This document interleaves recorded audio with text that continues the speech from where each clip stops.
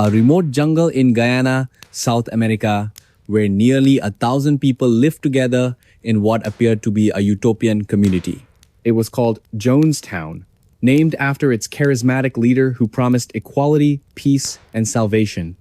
But on November 18th, 1978, the world would learn of its horrifying end. A tragedy that left 918 men, women, and children dead under circumstances so shocking they remain etched into history as one of humanity's darkest chapters. What happened in those final hours, and why did it spiral out of control? Hey friends, you're in Dreamcatcher Stories, your cozy corner for stories that got lost along the way. Hit me up in the comments and tell me how this one hits you. Now, let's get sneaky and peek behind the curtain. The story begins in San Francisco during the late 1960s. A preacher with magnetic charm rose to prominence, captivating followers with his promises of racial harmony, social justice, and spiritual enlightenment. He spoke passionately about creating a better world free from oppression, drawing in thousands of devoted believers. At first glance, he seemed like an advocate for change, someone fighting against inequality and injustice. Yet beneath his polished exterior lay a manipulative mind capable of bending reality to fit his narrative. By the mid-1970s, scrutiny grew around his organization. Media outlets began investigating allegations of financial fraud, physical abuse, and psychological manipulation within the group. Fearing exposure, the leader decided to relocate his followers to a compound deep in the jungles of Guyana, far away from prying eyes. There, he claimed, they could build their paradise, a self-sufficient agricultural project designed to shield them from societal corruption.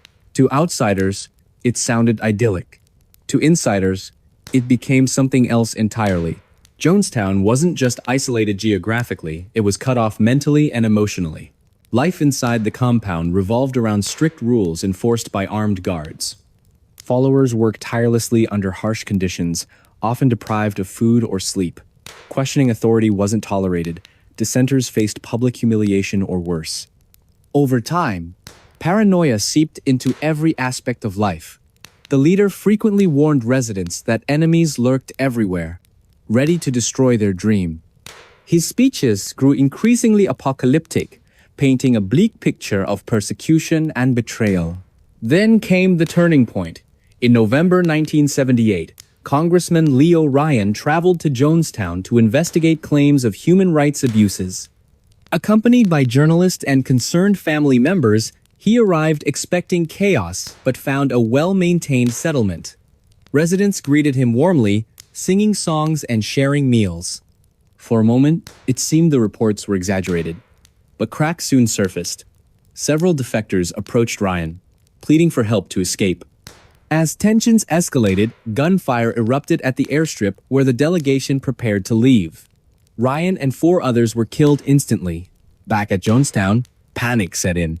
The leader knew the massacre would draw global attention, exposing everything he had worked so hard to conceal. In response, he gathered everyone in the central pavilion, delivering a chilling speech about their impending doom. According to survivors, he convinced residents that suicide was the only way to avoid capture and torture at the hands of their enemies. Cyanide-laced flavor aid was distributed, starting with the children. Adults followed suit, drinking the poison willingly, or so it seemed. What makes this tragedy even more harrowing is the sheer scale of death. Entire families perished together, their bodies sprawled across the muddy ground. Some tried to resist, only to be forcibly injected with the lethal mixture. Others fled into the jungle, hoping to evade fate. But few succeeded. By morning, Jonestown lay silent, its once vibrant community reduced to a graveyard. Now, let's rewind to understand how such a nightmare unfolded. How did a man initially seen as a beacon of hope turn into a figure synonymous with mass destruction? Experts believe his charisma masked deeper issues: narcissism, delusions of grandeur, and an insatiable need for control. Early followers described him as empathetic and inspiring, qualities that attracted vulnerable individuals seeking purpose. Over time, however, his methods shifted. Public shaming sessions replaced encouragement. Loyalty tests replaced trust. Fear became the glue holding the community together. For years, questions lingered. Were the residents brainwashed, unable to think critically? Or did some truly believe in the cause until the bitter end? Psychological studies suggest both scenarios played a role. Many victims exhibited signs of Stockholm Syndrome, clinging to their captor out of desperation. Others may have genuinely feared external threats, conditioned to see the leader as their savior. Regardless of motive, the outcome remains devastating, a stark reminder of how easily idealism can curdle into fanaticism. As news spread, shockwaves rippled worldwide. Journalists scrambled to piece together timelines, uncovering disturbing details about life in Jonestown. Audio recordings revealed chilling conversations between the leader and his inner circle, discussing everything from murder-suicide plans to perceived conspiracies. Letters smuggled out by defectors painted grim portraits of daily existence, detailing starvation, beatings, and constant surveillance. Each revelation added layers to the tragedy, forcing society to confront uncomfortable truths about blind faith and unchecked power. Fast forward to modern times, and technology offers new insights. Advances in forensic science allow researchers to analyze remains buried hastily after the massacre. DNA testing connects victims to surviving relatives, bringing closure to families torn apart decades ago. Meanwhile, amateur sleuths comb through archives, piecing together fragments overlooked by official investigations. One researcher, Brian Carter, gained fame developing algorithms to decode patterns hidden within survivor testimonies. His findings sparked renewed interest, prompting discussions about cult dynamics and prevention strategies. Social media plays a pivotal role in keeping memories alive. Platforms like Reddit and YouTube host forums dedicated to exploring unanswered questions. True crime enthusiasts debate theories ranging from government cover-ups to supernatural influences. Among them is Linda Hayes, whose podcast Times Voices of Jonestown Times combines archival footage, expert interviews, and first-hand accounts to create immersive narratives.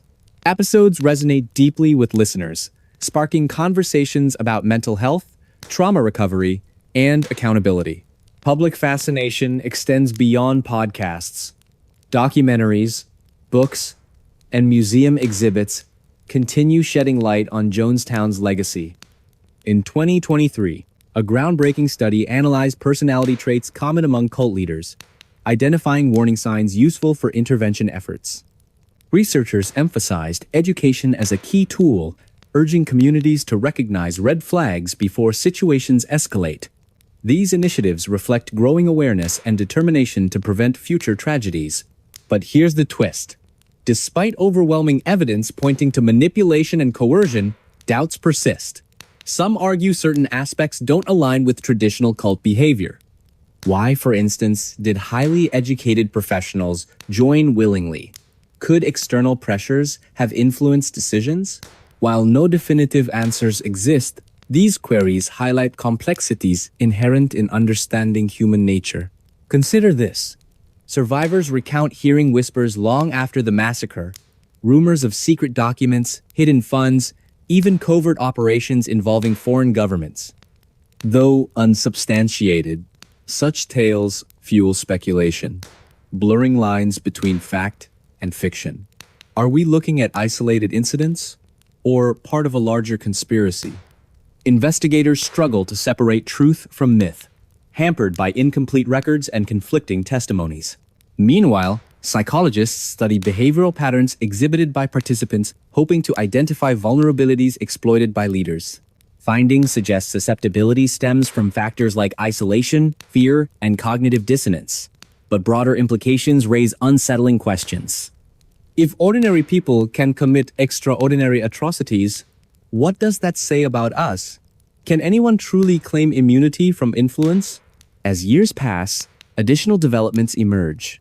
In 2025, archaeologists unearth artifacts near the original site, offering glimpses into daily life. Tools, clothing, and personal belongings provide tangible connections to those lost. Exhibitions showcasing these items travel globally, reminding audiences of resilience amidst despair. Families affected gather annually to honor loved ones, finding solace in shared grief and unwavering resolve. Through it all, one truth stands clear. Jonestown represents more than a single event. It symbolizes humanity's capacity for both cruelty and compassion. For every answer uncovered, new mysteries arise. For every step forward, obstacles loom large. Yet through perseverance, understanding transcends generations, binding us together in pursuit of peace and resolution. And there we go. Another memory back from the dark. Don't go too far, I've got more mysteries itching to be told. What do you think really happened in Jonestown? Was it pure manipulation? Or did other forces play a role? Let me know in the comments below. Your thoughts matter, shaping not just my stories, but our collective quest for truth.